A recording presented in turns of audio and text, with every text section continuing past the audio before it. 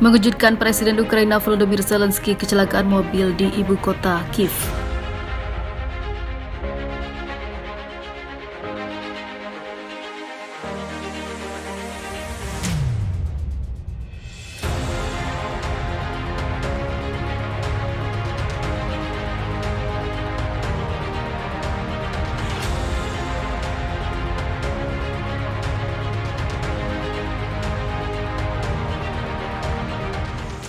Presiden Ukraina Volodymyr Zelensky dilaporkan mengalami kecelakaan mobil dalam sebuah perjalanan resmi ke ibu kota Kiev, Ukraina.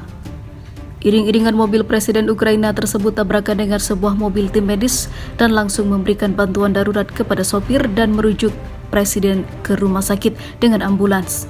Dokter juga sudah memeriksa Presiden. Hasilnya ada beberapa luka yang serius dan juga tidak. Demikian pernyataan juru bicara Presiden seperti dikutip CNN Internasional.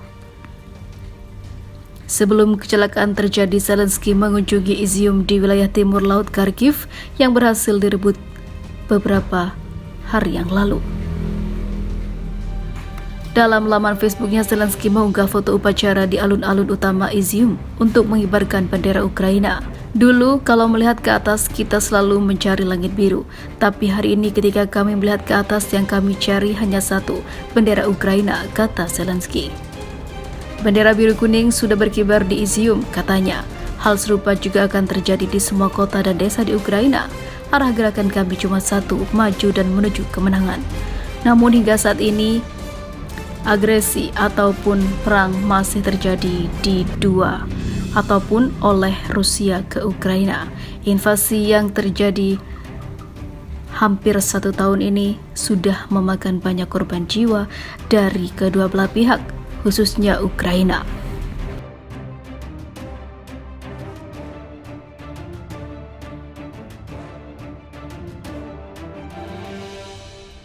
Amerika Serikat ketar-ketir dengan keselamatan Zelensky, para pembunuh berkeliaran. Penasihat Keamanan Nasional Amerika Serikat Jake Sullivan mengatakan Washington khawatir tentang keselamatan pribadi Presiden Ukraina Volodymyr Zelensky. Menurut dia, Amerika Serikat membantu Zelensky dengan keamanannya. Keamanan pribadi Presiden Zelensky adalah sesuatu yang menjadi perhatian kami, ujar Sullivan kepada Aspen Security Forum di Colorado. Ini adalah seorang pemimpin di masa perang berurusan dengan musuh di Rusia yang kejam, brutal, dan mampu melakukan apa saja. Presiden Zelensky mengambil tindakan pencegahan yang Anda harapkan untuk melindungi dirinya sendiri, ujar Sullivan.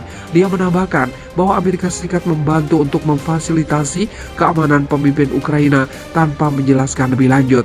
Amerika Serikat menawarkan mengevakuasi Zelensky dari Kiev ketika Rusia meluncurkan operasi militernya di Ukraina pada Februari. Zelensky tidak menerima tawaran itu.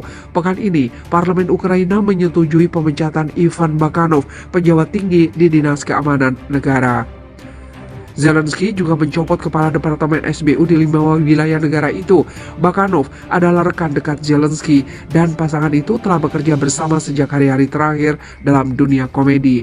Presiden Ukraina telah mengklaim pada beberapa kesempatan bahwa para pembunuh telah mengancam hidupnya dan para pejabatnya mengatakan berkali-kali bahwa Rusia bermaksud membunuh sang presiden.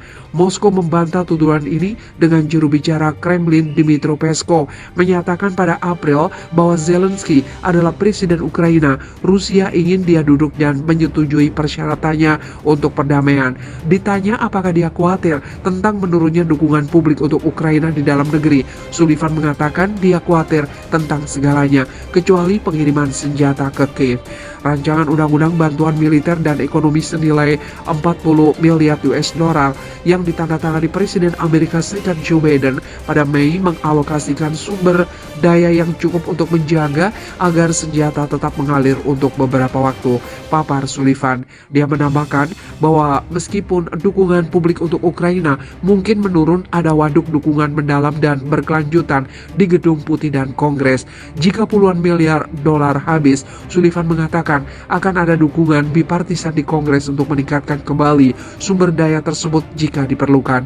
Saat Sullivan berbicara di Aspen, juru bicara Dewan Keamanan Nasional John Kirby mengumumkan mengumumkan bahwa pemerintah Presiden Amerika Serikat Joe Biden akan mengirim senjata baru senilai 270 juta US dollar ke Ukraina, termasuk 4 sistem artileri roket HIMARS. Amerika Serikat telah memberi Ukraina selusin platform senjata yang dipasang di truk itu, meskipun Rusia mengklaim telah menghancurkan 4 unit selama 3 pekan terakhir.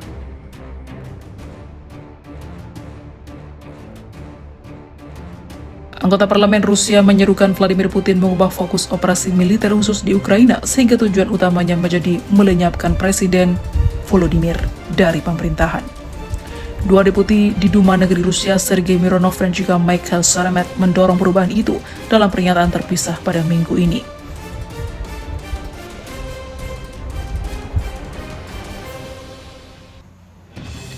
Mironov yang juga ketua partai politik Ajas Rusia menambahkan bahwa salah satu tujuan utama misi kontra adalah pemusnahan fisik para pemimpin geng dan menggambarkan Zelensky sebagai pemimpin negara Nazi dan pemimpin utama teroris. Newsweek tidak dapat memverifikasi kapan atau di mana video itu direkam. Outlet berita milik Rusia RIA Novosti melaporkan bahwa Mironov telah mengatakan bahwa perubahan status perang Putin akan membantu pemimpin Rusia mencapai salah satu tujuannya, yaitu salah satu tujuan yang ditetapkan oleh Presiden denazifikasi Ukraina tidak akan tercapai tanpa likuidasi rezim teroris kriminal Zelensky, kata Mironov setelah pertemuan Duma negara yang tidak dijadwalkan. Sedangkan Sheremet yang lahir di wilayah Crimea yang dianeksasi juga mengusulkan agar operasi Putin di Ukraina harus fokus pada kontraterorisme.